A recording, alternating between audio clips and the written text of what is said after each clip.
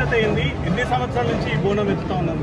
200 పైగా సంవత్సరాలు ఈ గడ్డకి, అంటే లష్కర్ గడ్డకంటే ఇప్పుడు జిల్లాలు బస్తీలు ఇవన్నీ అయినాయి, కానీ బస్తీలలో చిన్న చిన్న బస్తీలుగా ఉన్నప్పుడు ఆదిగా ఉండే ఒక ఏరియా ఉండేది ఈ లష్కర్ దగ్గరనే. మనకు రైల్వే స్టేషన్ కానీ అది కానీ చాలా పురాతనమైన ఒక బెల్ట్ ఉండేది. ఎందుకంటే ఇక్కడ సీతాఫల్ మండీ దగ్గర కానీ అక్కడ కానీ ఒక మార్కెటింగ్ వ్యవస్థ ఇక్కడ నుంచే ఉండేది అనమాట, లష్కర్ నుంచి.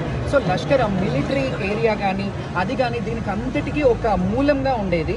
ఆ మూల దేవతగా ఈ గడ్డ మీద అమ్మవారిని తెచ్చి ప్రతిష్ఠించడం వల్ల ఈ గడ్డ నుంచే రాజ్యాంగంలో మంచి ఎవరెవరు ముఖ్యమంత్రులు ఉన్నారో, ఎవరెవరు మంత్రులు ఉన్నారో వాళ్ళందరూ గతంలో వచ్చి బోనాలు సమర్పించడం, ఆమె ఆశీర్వాదాలు ముందుగా తీసుకోవడం. ఎందుకంటే ఆషాఢం ఋతుసంధి సమయం తర్వాత మొదటిగా ఏకాదశి వచ్చే సమయంలో ఈ ఆషాఢ మాసం, ఈ తొలి ఏకాదశి తర్వాత మనకి పండుగలు అయ్యే బోనాల పండుగ, ఈ ఋతుసంధి సమయం సీజనల్ ఫ్లూస్ జరిగే సమయంలో ఈ ఆషాఢ మాసం ఉంటుంది. కాబట్టి అమ్మవార్లకి శాఖలు సమర్పించడం ఆనవాయితీగా ఉంటుంది. కాబట్టి అప్పటి నుంచి తరతరాలుగా వస్తుంది. నేను గత 32 ఏళ్ళుగా ఈ అమ్మవారికి తొలి బోనం మారుబోనం చేసేదాన్ని.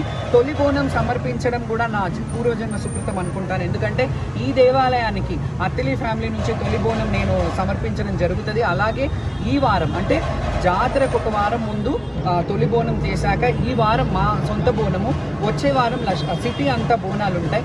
మళ్ళీ దాని తర్వాత వీటిలో మారుబోనం ఉండేదన్నమాట. సో ఇలా ఆనవాయితీ ఈరోజు బోనాలు, రేపు రంగము అండ్ ఏనుగు అంబారి మీద అమ్మవారిని. ఎక్కడైనా మనకిక్కడ విశిష్టత ఏంటంటే శక్తి రూపంలో, అంటే కాళీ దశావతార రూపంలో ఇక్కడ ఉంది. ఇంకొకటి మీ అందరికీ తెలిసింది, ఉజ్జయిన్లో శక్తిపీఠం ఉంటుంది, జ్యోతిర్లింగం ఉంటుంది. అక్కడి నుంచి ఉజ్జయిని అమ్మవారిని అక్కడి నుంచి తెచ్చి పెట్టడం వల్ల మనం ఏమనుకోవాలంటే ఒక్క శక్తిపీఠానికి మనం ఎట్లాగైతే శక్తిపీఠం అని అనుకుంటామో ఇది కూడా అర్ధశక్తిపీఠంతో సమానం. కాబట్టి అక్కడున్న అమ్మవారి వైబ్రేషన్స్, అక్కడున్న అమ్మవారి విశిష్టత ఇక్కడ ఆసీనురాలై వాళ్ళు అర్చకులు కానీ పీఠాధిపతులు కానీ వాళ్ళు చేపించారు. దానికంటే ముందు కూడా ఆ సూర్యుటి ఫ్యామిలీ కొన్ని కైంకర్యాలు చేసి అమ్మవారికి స్థాపించడం వల్ల ఈరోజు సుభిక్షంగా అందరూ ఉండే విధంగా అమ్మవారి గడ్డ కాపాడుతూ ఉంటుంది.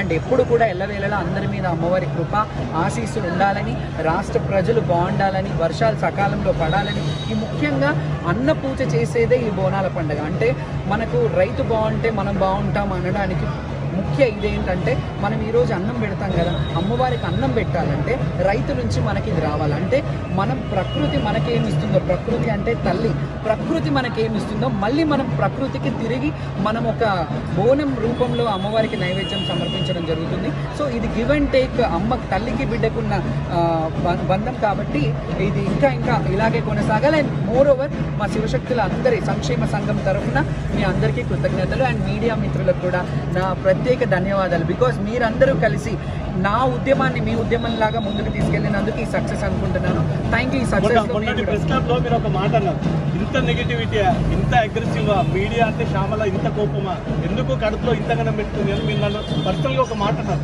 ఆ మాట మీరు వెనక్కి తీసుకుంటారా? ఇప్పుడు నేనేమి వెనక్కి తీసుకోను. ఎందుకంటే మీరు ఎప్పుడైనా అటు ఇటు మాట్లాడుతూనే ఉంటారు. అంటే మీ సందర్భానుసారంగా మీరు మాట్లాడుతుంటారు. కానీ నేను మాత్రం మీకు కూడా తెలుసు స్పష్టంగా నా ఆన్సర్ అయితే ఒకటే ఉంటుంది. అప్పుడైనా ఇప్పుడైనా అమ్మవారికి సేవ చేసే వాళ్ళం, అమ్మవారిని మేమేమి కోరం, అమ్మ సేవకులం, ఈ రిప్రజెంటేటివ్స్. కాబట్టి ముందు తరాలకు ఈ రిప్రజెంటేషన్ తీసుకెళ్ళగలగాలంటే మీ అందరి సహకారం కావాలని. అందుకే మీడియా మిత్రులు మీరేం క్వశ్చన్ వేసినా నేను ఎప్పుడూ మిమ్మల్ని ఏం విమర్శించను, ప్రత్యేకంగా విమర్శించను. అలా అనుకుంటే మీరేం బాధపడొద్దు. మనమంతా ఒక ఫ్యామిలీ కాబట్టి we all are one family. నేను ఈరోజు ఇక్కడ ఉన్నానంటే మీడియా సహకారం, వాళ్ళకి కృతజ్ఞతలు. Thank you so much.